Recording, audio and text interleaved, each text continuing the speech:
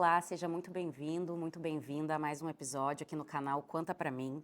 E hoje a gente vai falar sobre um assunto que vem ganhando muito espaço na vida dos brasileiros e se refletindo nos dados, que são as apostas esportivas, as famigeradas bets. O raio-x do investidor da Ambima, agora em 2026, mostrou que a parcela de brasileiros que fizeram algum tipo de aposta online em 2025 chegou a 17%, frente a 14% em 2023. Quem aposta gasta, em média, R$ 195,15 por mês. E, ao mesmo tempo, a pesquisa Raio-X da Saúde Financeira dos Brasileiros, realizada pela 11 e pela Icatu Seguros, mostra que o dinheiro é a maior preocupação da população pelo quinto ano consecutivos e que 94% dos brasileiros não conseguem poupar e 89% têm algum tipo de dívida. São dois retratos que conversam entre si. De um lado, uma parcela crescente da população apostando, muitas vezes buscando uma saída rápida para o aperto financeiro, e do outro, um país pressionado pelo endividamento, pela falta de reservas e pelo alto estresse financeiro. E é exatamente sobre todo esse cenário que a gente vai conversar hoje. E para isso eu recebo aqui dois convidados que conhecem bem a situação e a relação entre dinheiro, comportamento e bem-estar, que é o Gustavo Wagner, nosso consultor de educação corporativa aqui na Quanta, e o Bruno Ribeiro, que é especialista em investimentos também aqui na Quanta. Então, Gustavo, Bruno, sejam muito bem-vindos a mais um episódio do Conta Pra Mim. Obrigado, Maia, pelo convite. É sem dúvida, né, Bruno? Um dos assuntos mais quentes que a gente está tendo agora, pós-Copa do Mundo, então, e vai ser um prazer conversar com vocês sobre isso. Prazer estar aqui, obrigado. Tá certo. Então, Gustavo, para a gente começar. Os números mostram que a adesão às apostas online vem crescendo ano após ano, e eu queria saber, na tua visão como educador financeiro, o que explica esse crescimento e por que ele é um assunto que interessa não só para quem aposta, mas para toda a sociedade. Bom, eu acho que antes de contextualizar qualquer número, Maia, é importante a gente frisar que o assunto bet, o tema betting, chegou no Brasil de uma forma diferente do que ele já vinha atuando em outros países, como por exemplo na Europa. Há muito tempo já que a gente vê que existem bets lá, né? Desde que quem acompanha Premier League, Champions League já viu os nomes das bets estampados na beirada do campo, né? Mas ao chegar no Brasil, diferente de um país mais desenvolvido economicamente, e também talvez socialmente com o comportamento com o dinheiro, no Brasil ele encontra, as bets encontram uma população ainda carente, com níveis mais distantes, né, sociais, pessoas com muito dinheiro, desigualdades no contexto geral. Então encontram um público desigual e é aí que ele deixa de ser entretenimento e passa a ser muitas vezes uma esperança para essas pessoas que precisam de uma ascensão social, precisam e querem se ver como aquele influenciador na TV, e é aí que o jogo muda. É aí que a gente precisa ter uma atenção que talvez lá em outros países eles não precisaram ter uma discussão diferente de fato. Então a primeira pergunta que tu me fizeste era a respeito do porquê crescem. Trouxe três pontos que são importantes para a gente contextualizar esse motivo do crescimento. A gente está passando pela Copa do Mundo e a gente viu a onipresença das bettings hoje seja canais de transmissão via YouTube, seja grandes empresas, né, de TV. Ninguém está fazendo futebol mais, parece que sem o apoio de uma betting por trás. Nenhuma camisa de time, né, Bruno, é confeccionada sem a estampa de uma betting. Então, o marketing dessas empresas está, de fato, muito enraizado e conseguiu abraçar o esporte como nenhuma outra iniciativa antes conseguiu. Segundo fator, eu trago o acesso instantâneo às soluções financeiras, o Pix, o cartão de crédito. O Brasil, a gente sabe que tem um dos sistemas financeiros mais robustos e conectados do mundo, tanto que, né, comumente ele vira a pauta também nesse sentido. E o Pix ele abre um canal muito rápido ao eu acessar a Bet. Em questão de segundos, eu coloco o valor que eu quero em tempo real ali dentro. E o terceiro é a conjuntura econômica que o brasileiro se colocou. Nós estamos num momento com altas taxas de juros, com baixos salários muitas vezes, essa desigualdade que a gente citou já também, e um momento de endividamento recorde. Então são três fatores que vão muitas vezes empurrar os jogadores, as pessoas, a buscarem formas mais rápidas, né? Ganhos diretos, ganhos variáveis, ganhos exponenciais, que nem sempre vão se concretizar. Então a gente falou por que ela cresce. Esses são os motivos por que ela cresce tão rápido e tão desenfreadamente no Brasil. Mas por que, Mai, isso seria um problema de quem não joga? Eu não jogo. Me afeta? Afeta. Afeta porque cada real que é colocado dentro de uma betting, dentro de aposta desse contexto, é um real a menos que deixa de ir para um investimento no mercado real, no mercado físico, no mercado que financia um imóvel, no mercado que financia um carro, que financia uma empresa, financia a produção agrícola.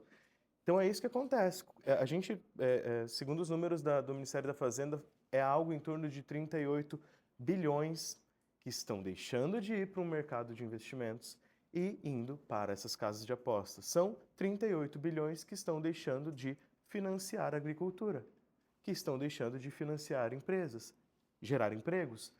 Qual que é o extrato final disso? É menos emprego, é inflação nos alimentos. Então, tudo isso vai virando uma bola de neve a desfavor de todos e não só daqueles que jogam. Outro ponto também é a inadimplência. A Bet tem sido a grande culpada, né, dessa fatia grande de inadimplência que a gente está tendo no Brasil. Cerca de 49% dos adultos hoje estão com o nome lá no SPC e Serasa. E isso impacta aqueles 49% que não estão no Serasa. Imagina que a nossa mesa aqui seja uma mesa de tomada de crédito. Você está nos emprestando R$ 100 cada um. Nós dois somos bons pagadores. Esse é o mercado que a gente está. Você vai cobrar R$ 101, R$ 102 para ter nos emprestado esses R$ 100 depois de 12 meses. Mas, se um de nós é um mau pagador, um de nós é uma pessoa que não está honrando com seus compromissos, na próxima rodada, quando tu fores emprestar esse dinheiro, tu vai cobrar 150 de nós dois. Porque eu preciso arcar com o risco do Bruno, o Bruno vai arcar com o meu risco, o mercado inteiro vai ser penalizado por essa inadimplência. Então, é um problema que não é só de quem joga, é um problema populacional, um problema do Brasil. Perfeito, Guga. Bruno, nos chama a atenção que a principal motivação para as apostas ainda é a chance de ganhar dinheiro rápido em um momento de necessidade. E eu queria saber como você enxerga essa busca por dinheiro rápido diante de um cenário de aperto financeiro que a pesquisa da 11 e da Icatu revelam, e saber se as bets estão ocupando na prática um lugar que deveria estar sendo da reserva de emergência ou do investimento. É importante primeiro diferenciar os dois lados, né? Então, antes de falar isso, é importante trazer uma contextualização do porquê, né? Então, é muito mais difícil você comparar um investimento, de fato, uma reserva de emergência, que é algo que vai gerar patrimônio a longo prazo, do que o Guga falou em relação àquela aposta. A aposta não é investimento. Por mais que a própria pesquisa do raio-x do investidor tenha trago o dado que as pessoas confundem investimento, aposta com investimento. E aí, nesse momento de estar debilitado financeiramente, eles acabam indo para esse tipo de opção. Por quê? A própria economia comportamental ajuda a poder entender.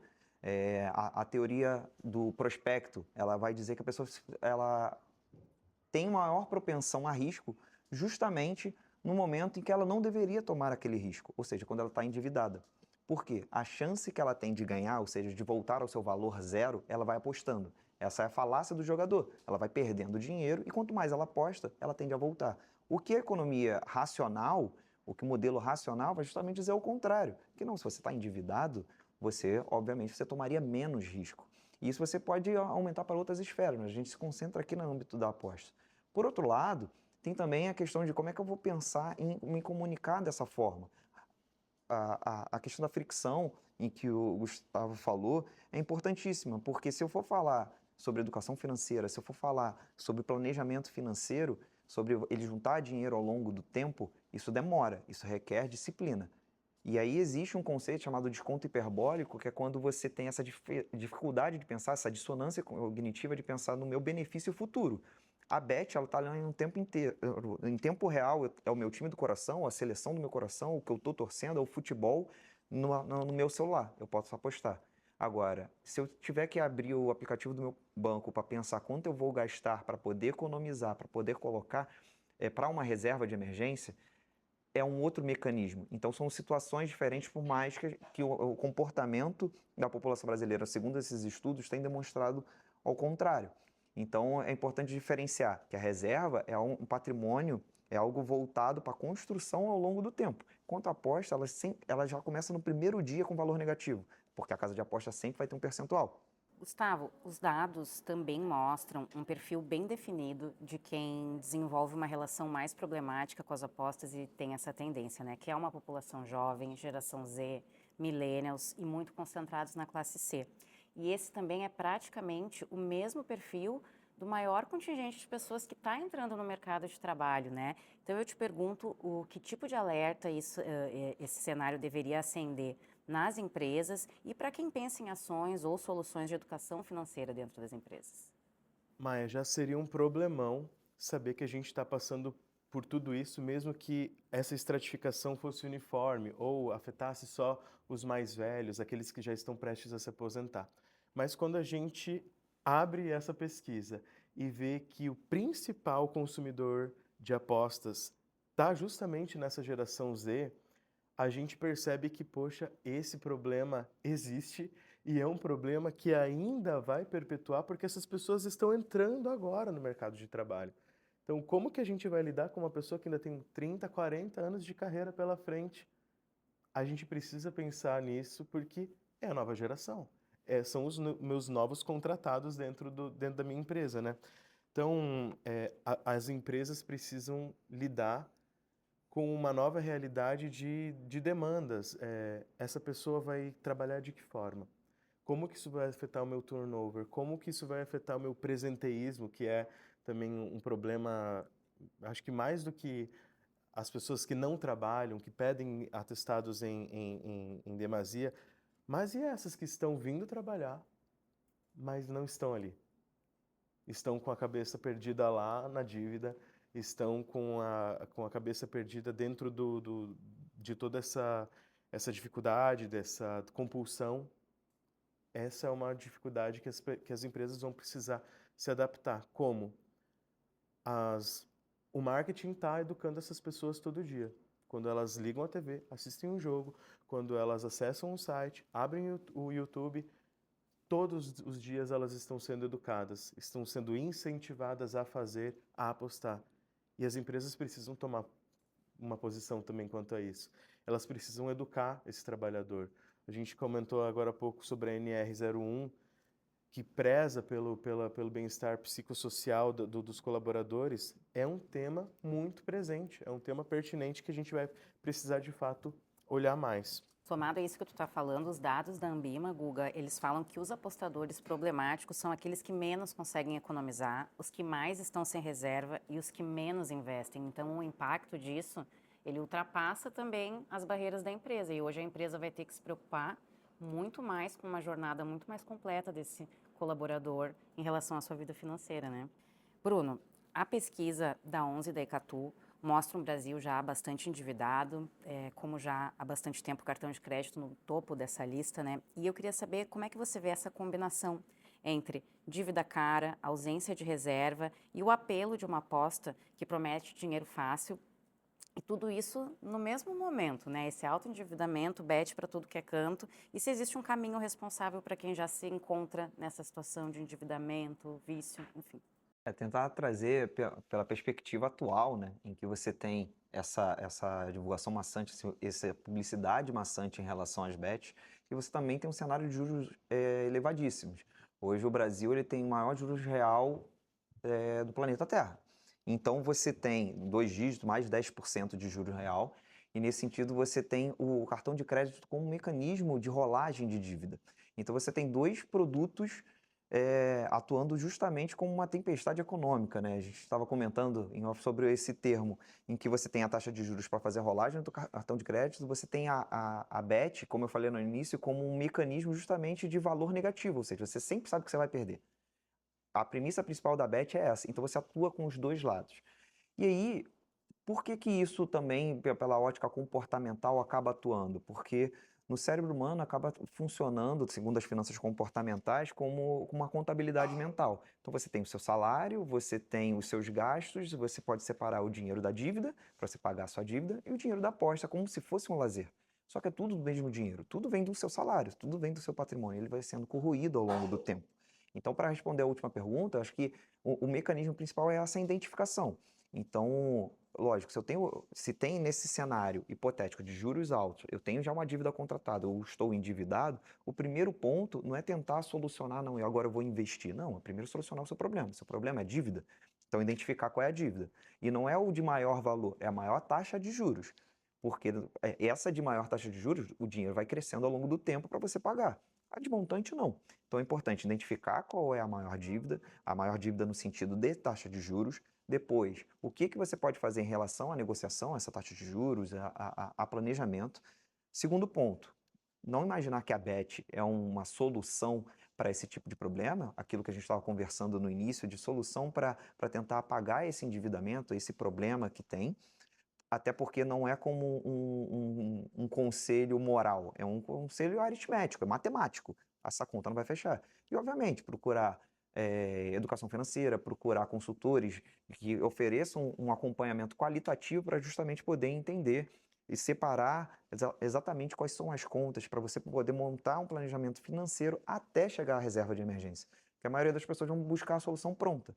Ah, eu quero quitar minha dívida e quero começar a investir. Não, não é assim, você tem um passo. E por que a Beth continua conquistando tantas pessoas? Porque ela não ensina nada disso. É simplesmente, na hora zero, eu quero resolver somente o meu prazer, minha dopamina de apostar no meu time do coração. Educação financeira dá trabalho. Então, por isso que é necessário a gente estar aqui conversando sobre isso e trazer esse tipo de conscientização. Muito importante essa tua fala, né, Bruno? Até porque, segundo os dados da 11 Decatu, 77% dos entrevistados já deixaram de pagar ou atrasaram alguma conta por falta de dinheiro, 63% já recorreram a algum programa financeiro do governo. Então, assim, é uma situação meio ladeira abaixo, né? Quando a gente ainda bota uma compulsão, como o Guga estava falando, no meio, a conta não fecha mesmo, né? E bom, Gustavo, a gente estava falando dessa situação aí um pouco mais dentro das empresas, né? Que hoje cada vez mais vão ser um agente na educação financeira. E o estresse financeiro, ele já tem um custo, né, para as empresas hoje, em produtividade, em saúde mental dos colaboradores que estão passando por uma situação, seja de compulsão, seja de endividamento. E essa preocupação financeira, ela vai ter impactos na produtividade, no relacionamento interpessoal, com colegas de trabalho. E eu queria saber de ti se faz sentido a gente pensar que o comportamento de apostas amplifica esse custo para as empresas, né? E como os RHs, as empresas podem lidar com essa situação nesse momento em que há um crescimento desse comportamento, né, de compulsão e das pessoas recorrendo às bets. Perfeito. As empresas, elas gastam fortunas com bem-estar, seja para atender regulamentações, seja para dar mais do que as próprias regulamentações já pedem. Ginástica laboral, mindfulness, temas muito atuais, né? Mas a principal dor que os colaboradores têm hoje em dia não é mais a de coluna, né, que a gente pode corrigir com uma cadeira diferente, não é mais a da ansiedade genérica, é o dinheiro. As pessoas têm, e você olha para os números brasileiros, é impossível você achar que as pessoas que estão, os 49% dos adultos que o Serasa fala que estão com o nome sujo, é impossível você pensar que isso não preocupa ele, a ponto disso ser um entrave, um empecilho, um fator redutor do bem-estar laboral dele. Você precisa pensar nisso, você precisa considerar esse fato. Então, sim, as apostas amplificam, por ser um fator detrator, por ser um dificultador dessa saúde financeira das pessoas, amplificam esse custo de estresse financeiro dentro das empresas. Porque, além de ser um fator de endividamento, um fator de endividamento por si, como financiar uma casa, financiar um carro, não é algo ruim em si.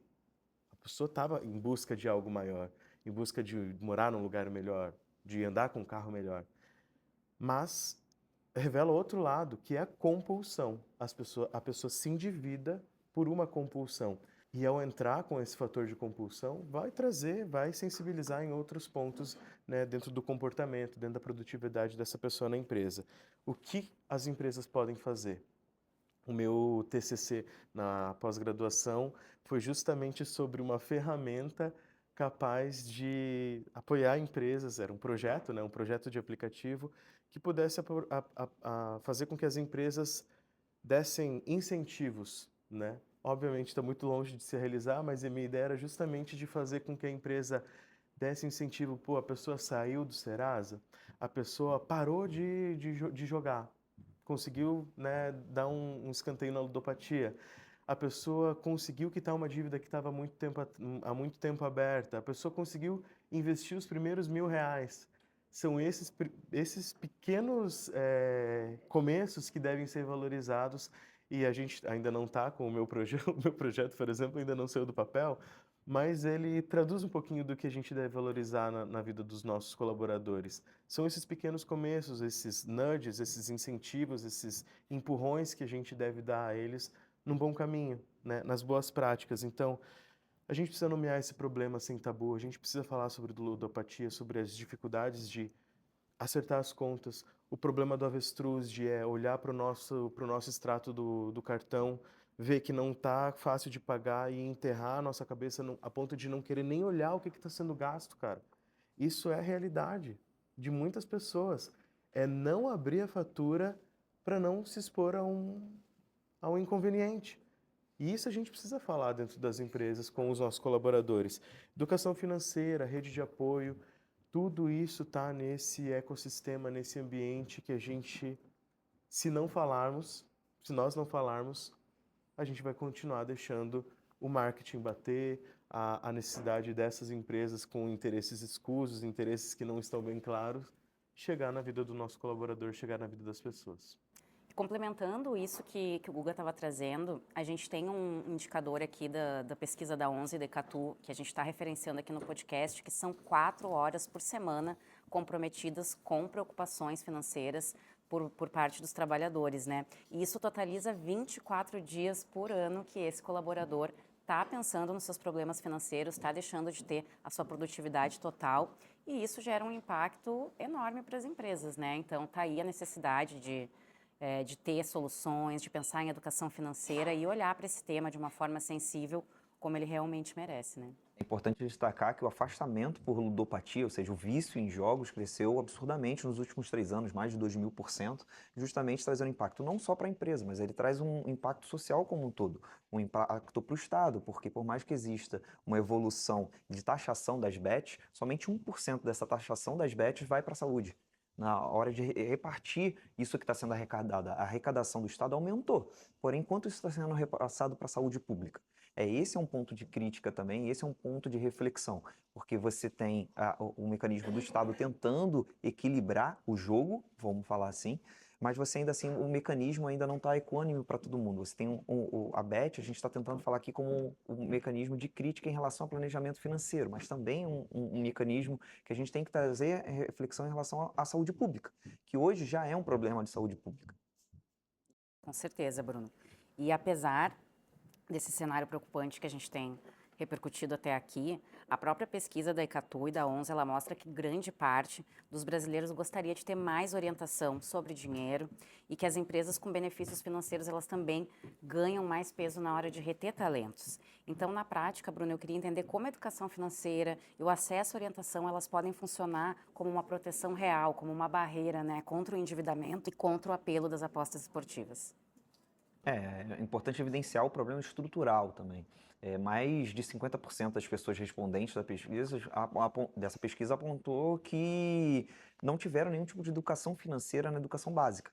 Então você já tem um problema de premissa. Então você chega na fase adulta, se você quiser buscar esse tipo de informação, você tem que ir na empresa, ou seja, a empresa que vai reter é a pessoa que tá oferecendo educação financeira. Aqui a gente tem um privilégio muito grande porque a gente está numa empresa que oferece educação financeira e comenta sobre educação financeira. Mas essa não é a realidade de todas as empresas. Quando você está num ambiente de uma sociedade em que a educação de base não comenta sobre juros compostos, sobre matemática financeira, sobre endividamento, sobre cartão de crédito, sobre essas leis gerais em que você precisa estar ambientado na fase adulta, você chega na fase adulta endividado, porque você precisa trabalhar, você precisa pagar suas contas. E aí ainda vem a educação financeira falar, não, você tem que tirar o dinheiro para você investir, mas esse investimento vai ser quando? daqui a 30, 40 anos, é muito difícil falar de previdência, é muito difícil falar sobre investimentos. Então, a ordem até é muito difícil falar de investimento, muito difícil falar sobre previdência, que é o nosso core aqui. É muito mais difícil, mas por quê? O mecanismo de baixa fricção que existe, né, que a gente tem comentado bastante na BET, é muito simples. E o mecanismo de educação financeira, ele é mais difícil, ele trabalha com propósito, ele não trabalha com a dopamina naquele momento, ele não trabalha com aquele reforço imediato. E por mais que a pessoa vai perder aquele dinheiro, ela já está numa situação endividada, ela já está numa situação que ela já estava perdendo dinheiro e que ela não tinha excedente. Então é muito difícil comparar. Mas, ainda assim, é a nossa função como sociedade trazer a educação financeira, diminuir de todas as maneiras as barreiras que existem a acesso à informação e não somente pela ponta passiva, simplesmente estar aqui comunicando, mas também nas atuações que a gente tem feito nas escolas, nas universidades, para poder mostrar a esse tipo de população que não consegue buscar e poder pagar por uma orientação financeira. Perfeito, Bruno. Então, para fechar, queria ouvir vocês dois, né, pensando de maneira prática em soluções. Quais caminhos vocês veem como mais efetivos para conter os danos causados pelas apostas esportivas, desde uma atitude individual, passando pelo papel das empresas do RH, como a gente já tem conversado ao longo do episódio, e até políticas públicas e regulação. E nesse sentido, qual seria o primeiro passo prático que uma pessoa está ouvindo o nosso podcast, está se identificando com o que a gente está falando, assim, qual o passo que ela pode dar ainda hoje? Tu já apontou que essa solução ela não tem uma única bala de prata, né? Ela não passa por um caminho só, ela passa por uma construção que aqui acho que a gente pode dividir em 3 camadas. A primeira é individual, que nós tanto já citamos, né? As pessoas precisam entender que aposta não é investimento, as pessoas precisam entender que elas precisam botar suas despesas, suas receitas num papel, fazer um controle mínimo orçamentário. Tudo isso passa pelo indivíduo, então transformar o invisível em visível, dar visibilidade para suas contas, separar esses conceitos. E para quem perdeu o controle, para quem já caiu nessa armadilha, o próprio governo ele já desembaraçou um pouquinho isso através da autoexclusão das plataformas. Então, hoje, entrando lá no site do Ministério da Fazenda, eu posso cadastrar o meu CPF na plataforma e me auto-excluir de toda e qualquer plataforma regulamentada no Brasil. Se mês que vem, semana que vem, eu mudar de ideia e querer abrir uma conta de novo numa plataforma de apostas, ele vai se negar a abrir porque eu já determinei a minha autoexclusão antes. Então é uma ferramenta muito eficaz, é como se fosse proibido de comprar cigarro, fosse proibido de comprar alguma coisa que eu já tenho um vício declarado.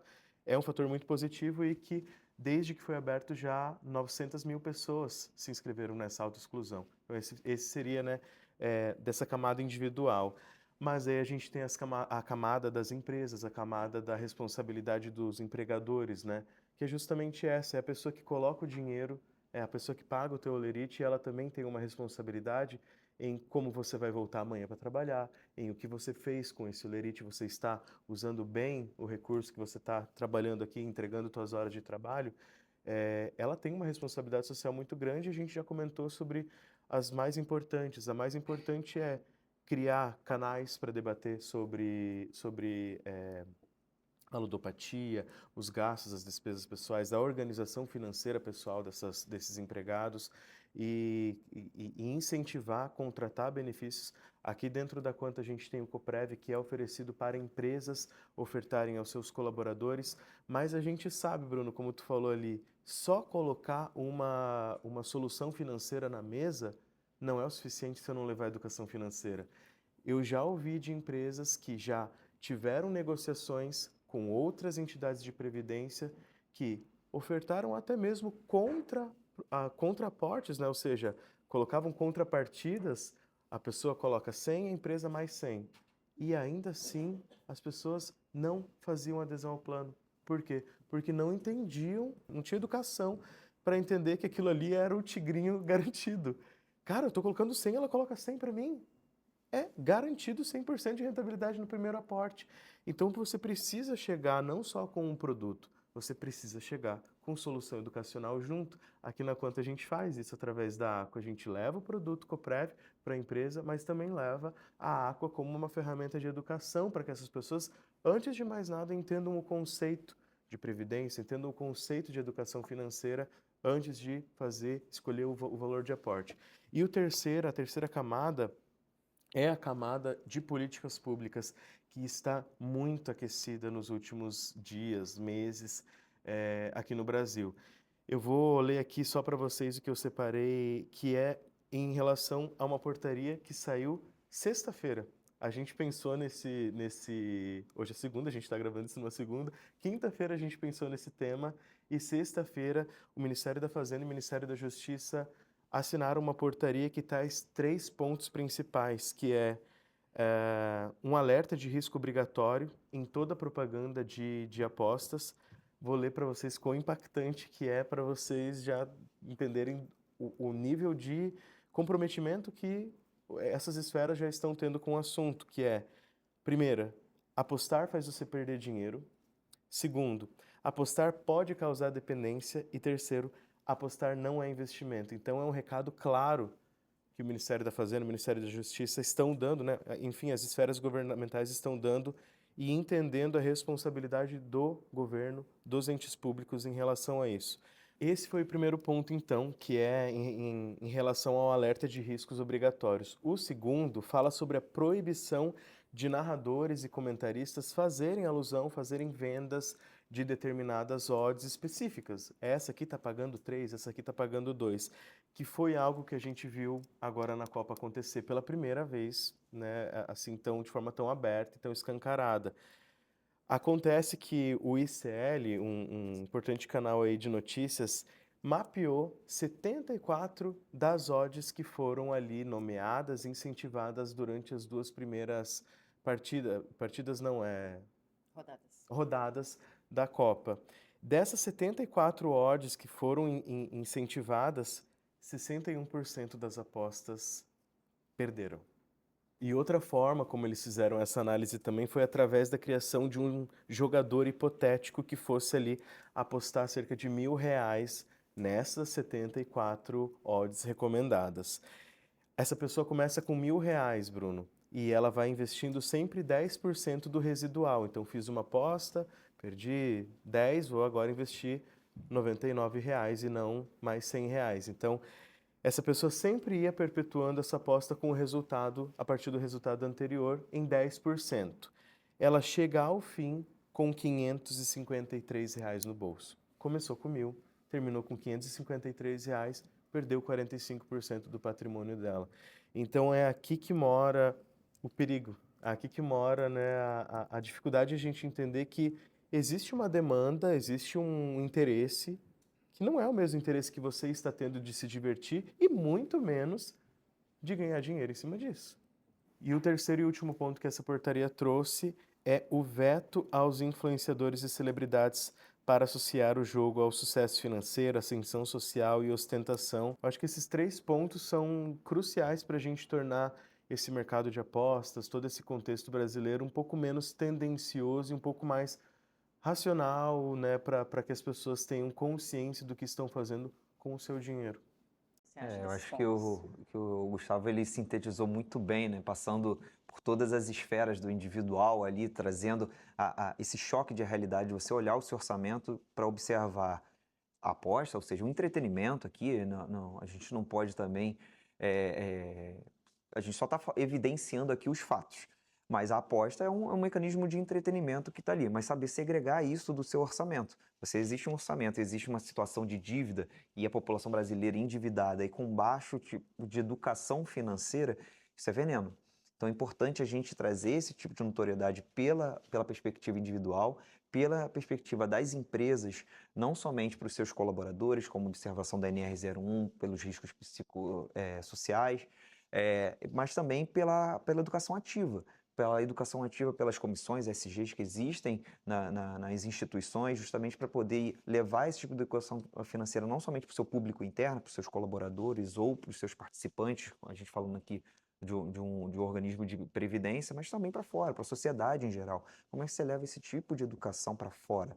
Então, como, por exemplo, a gente, como planejadores financeiros, como educadores, como especialistas em investimentos, para poder falar não somente para o nosso público interno, mas também para levar esse tipo de educação para fora. E por último, a parte da regulamentação, justamente pelo Estado, na forma de arrecadação, ele utiliza a BET como mecanismo de arrecadação, mas também ele precisa de ter um mecanismo de trava para para a sociedade brasileira estar melhor educada, para a sociedade brasileira estar melhor em relação à sua saúde mental, em relação ao seu problema de saúde pública, para que não vire uma bola de neve, justamente o problema que a gente tem estruturalmente.